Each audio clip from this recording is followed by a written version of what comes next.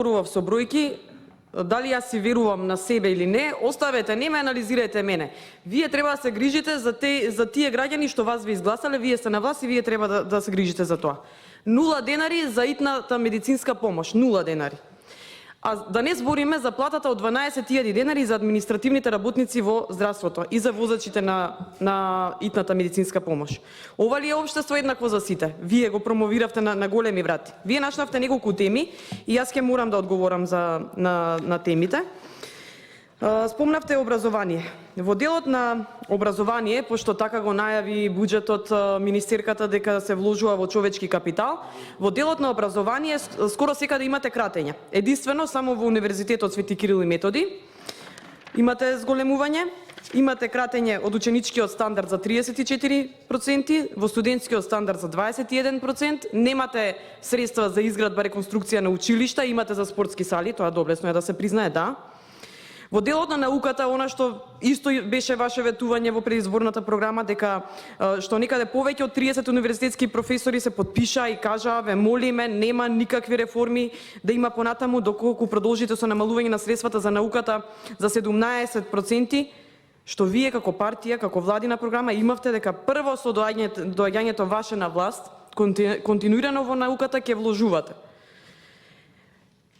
Не вложувате, како што кажа, во реконструкција на основни училишта, имате намалување 20%, изградба на основни училишта 38%, средни училишта 33%, реконструкција на студентски домови 50% помалку пари. Во однос на здравството имате зголемување во приходите и тоа во делот на придонеси за социјално осигурување, тоа е 9,59% зголемување на буџетот за придонеси. Тоа се должи на зголемувањето на платите и нови вработувања. И договорни услуги, здравствени услуги 10,43% зголемување. Во сите други области вие имате намалување.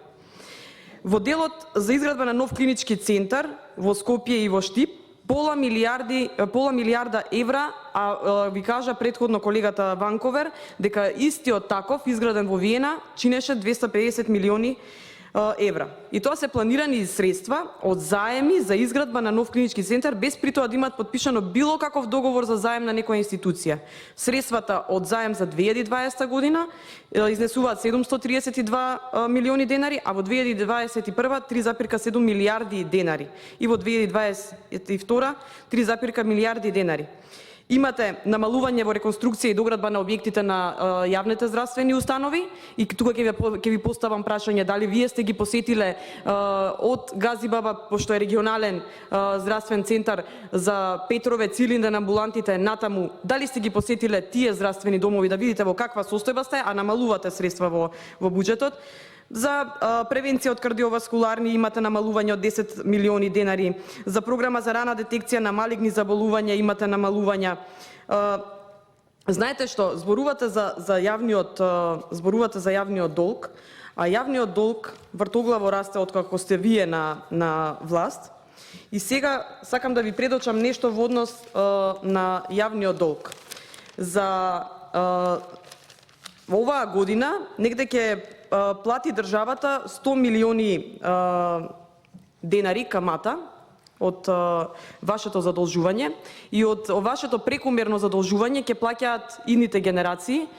Оваа камата што ќе ја плати државата може да се изгради еден клинички центар солиден, не оној вашиот од пола милиарда евра. Благодарам.